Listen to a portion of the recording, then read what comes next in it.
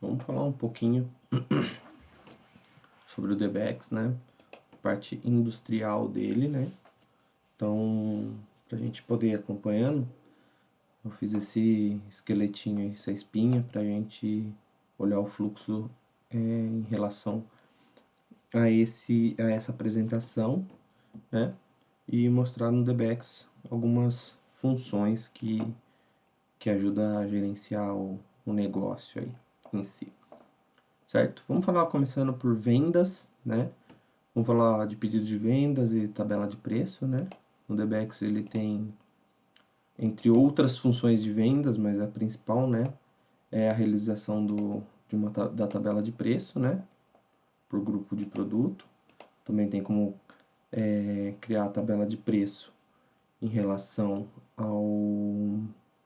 à classe do cliente, por exemplo, seria tipo uma tabela de preço para cada cliente, né, no caso. E aqui, depois que você cria essa tabela de preço, aí você consegue comercializar ela com os pedidos de venda. O Debex ele tem algumas formas de tratar o pedido de venda. Tem pedido de venda dos tipo fechado e tipo contrato, tipo mensalidade. Tem algumas facilidades que ele ajuda para se fazer a gestão dos pedidos, né?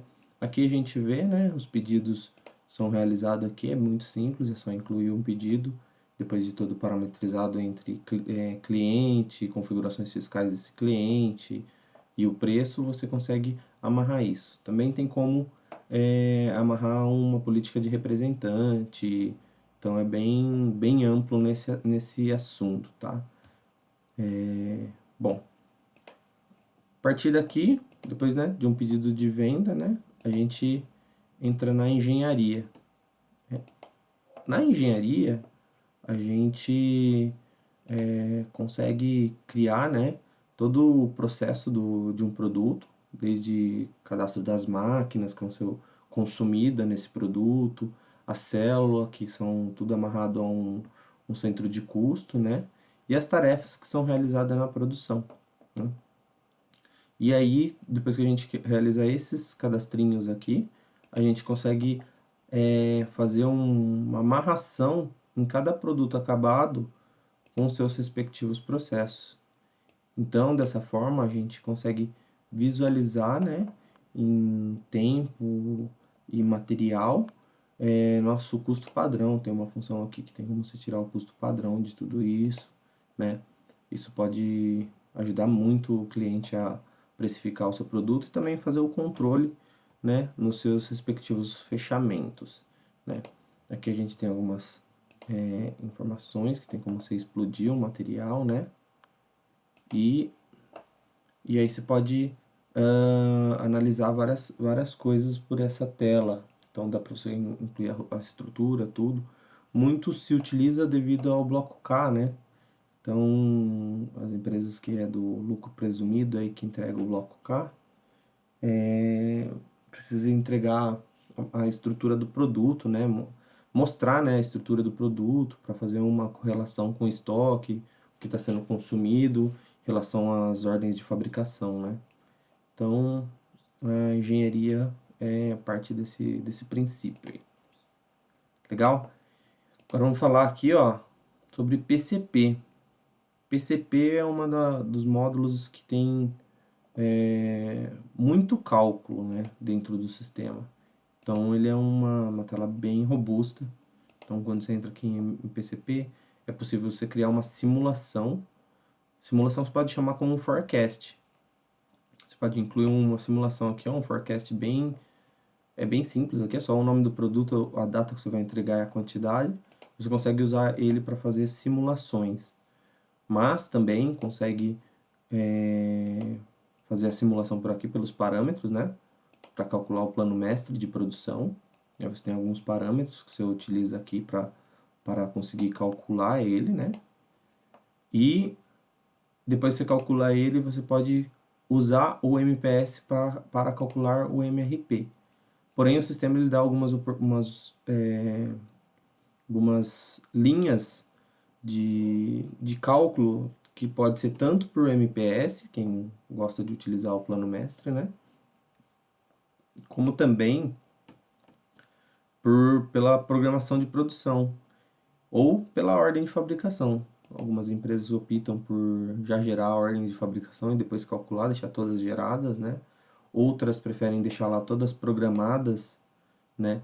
E seria aqui, ó, a programação de produção. Você consegue incluir uma programação para cada item, por programa de venda, por meta de venda. Você pode amarrar várias atividades aqui. Depois você coloca a programação, você gera as ordens de fabricação, né? E consegue utilizar essas informações para passar para a produção, né, no caso. Beleza? Aqui a gente consegue gerenciar, né, os programas que foi realizado para cada item. Então, tipo, para cada item, quando ele se repete, ele vai aparecer aqui embaixo quantas ordens de fabricação tem para ele já programado, tá bom? Isso é bem importante, porque ajuda a uma gestão melhor da produção. Por exemplo, você olha pelos apontamentos aqui, ele vai começando a baixar esses valores. Você sabe quanto que você tem na produção, quanto que falta ainda produzir, como está o status de cada um, né? Beleza. Depois a gente tem também, né, a parte de suprimentos, que eu coloquei nessa sequência porque muitas das vezes, né, quando a indústria é chão de fábrica mesmo, que produção, produção mesmo, utiliza essa função, né, porque você consegue calcular o MRP e gerar solicitações de compra automática. E aí, a hora que você consegue gerar as solicitações de compra automática, você vem aqui, ó, e dentro das solicitações vai ter toda a lista de itens que tem que ser comprado. E aí é possível fazer a concorrência dentro do próprio sistema, que é essa tabelinha aqui, onde a gente inclui uma concorrência, inclui os fornecedores e inclui o produto. Daqui mesmo é possível já mandar o e-mail de pedido de orçamento aqui, ó. Daí é tudo configurado, né? O e-mail, já consegue mandar direto e o fornecedor preenche e devolve. Então, devolvendo, nessa função o cliente devolve, aí o comprador tem que inserir manualmente as informações. Legal, mas tem também uma função que é o Debex Web. Quando você usa essa função aqui, eu não vou mexer nela porque ela é personalizada para cada cliente. A gente cria um link desse orçamento e é possível mandar para qualquer fornecedor e ele consegue preencher até pelo celular e devolver para você. Quando ele devolve, já vem preenchido os campos automaticamente. Tá? Quando a empresa tem um volume muito grande de compra, muitas optam por usar o Debex Web. E aqui a gente consegue calcular o vencedor de acordo com os critérios, né, definidos pela política de compra, pelas boas práticas de compra aí, certo? E aí ele indica para você quem que é o campeão, né?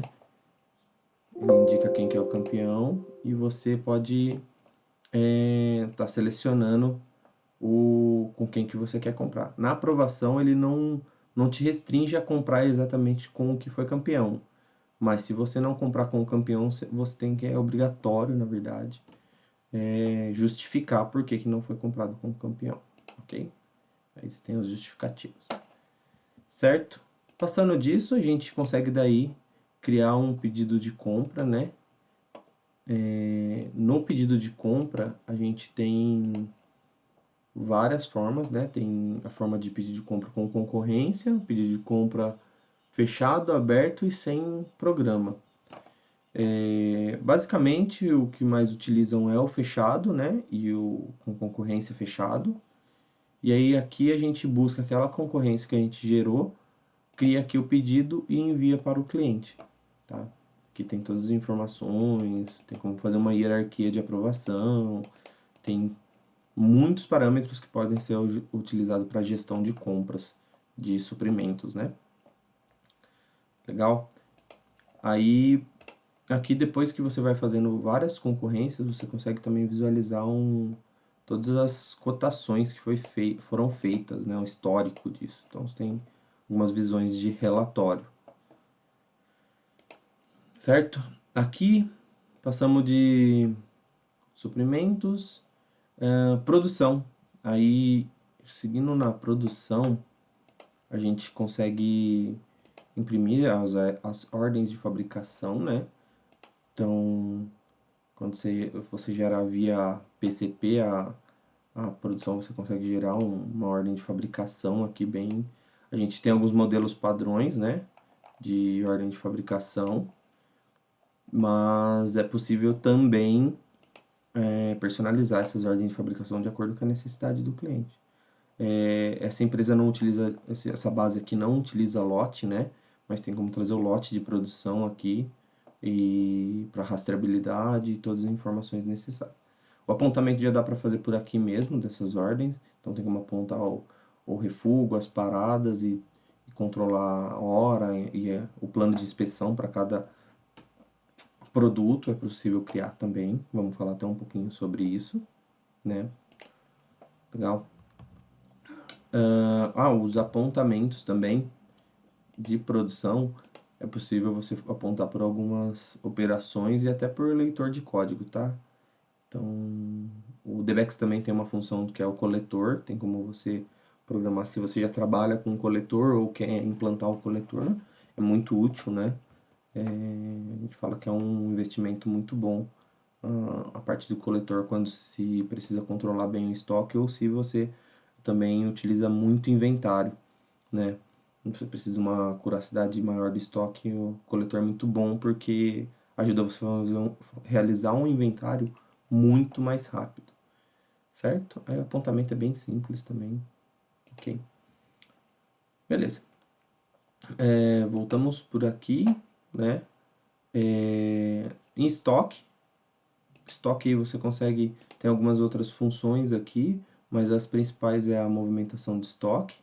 Então tem como você fazer transferências de materiais para outro estoque, reajuste, você consegue visualizar seus saldos, quanto você tem para poder realizar a venda, tem como criar gestões de estoques distintas, tá? Se é uma empresa também que trabalha com mão de obra de terceiro, é possível criar o estoque no terceiro, gerar as ordens de fabricação para ele.